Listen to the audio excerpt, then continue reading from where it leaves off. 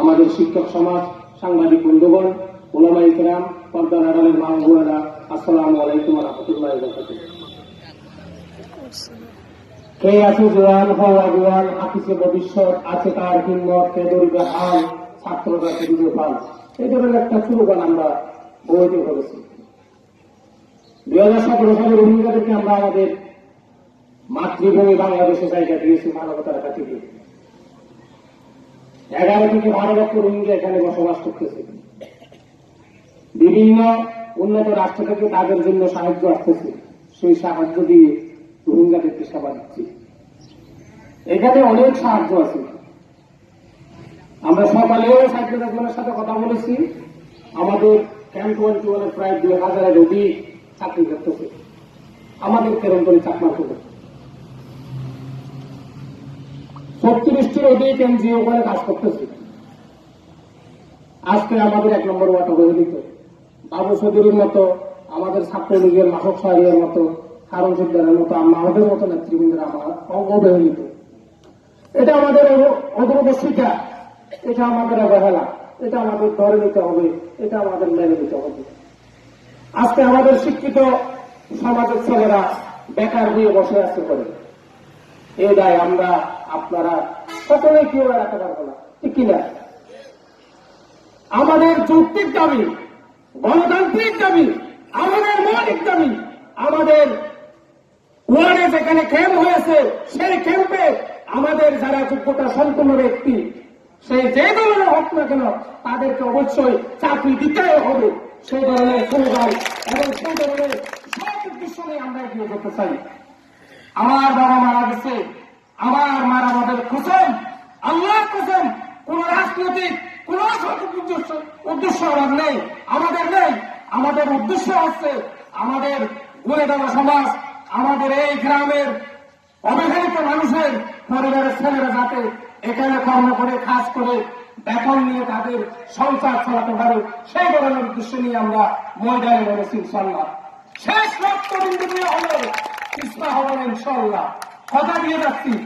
সেখানে আমার অর্থ নেই হোক, মেধা নেই হোক, সম্পদ নেই হোক, যা কিছু হোক, সবকিছুর বিনিময়ে আপনাদের পাশে আছি, পাশে থাকবো ইনশাআল্লাহ।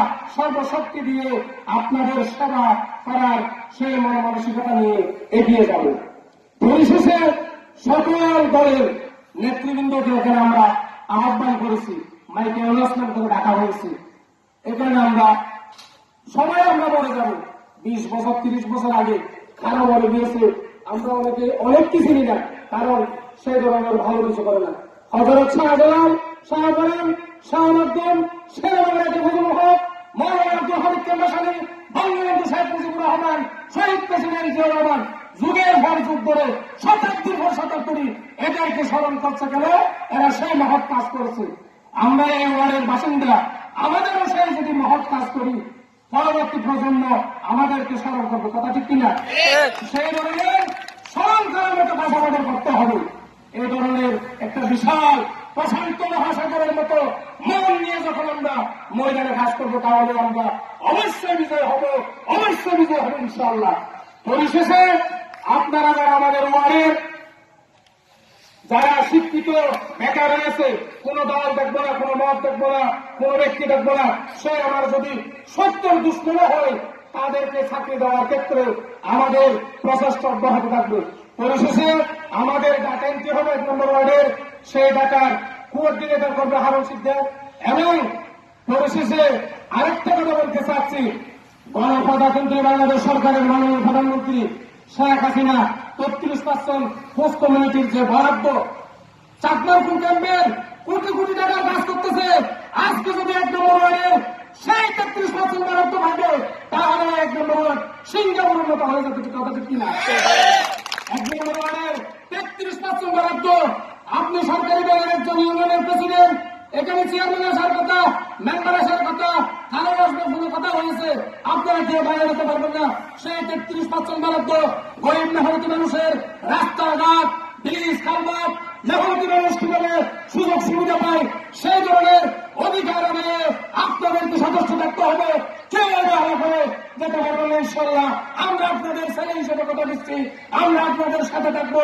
আমরা আপনারা আমাদের সামনে থাকবেন, আমরা ছেলে হিসেবে আপনাদের পিছনে থাকবো। যে কোনো হরতাল, অবরোধ এবং যৌক্তিক যে আন্দোলন আছে সেই আন্দোলন লাইন খোঁজার মাধ্যমে আমরা প্রথমে এগিয়ে যাবো বলে আমার বক্তব্য এখানে শেষ করছি। আমার তো বিকিল্লাহ, আসসালামু আলাইকুম ওয়া রাহমাতুল্লাহ।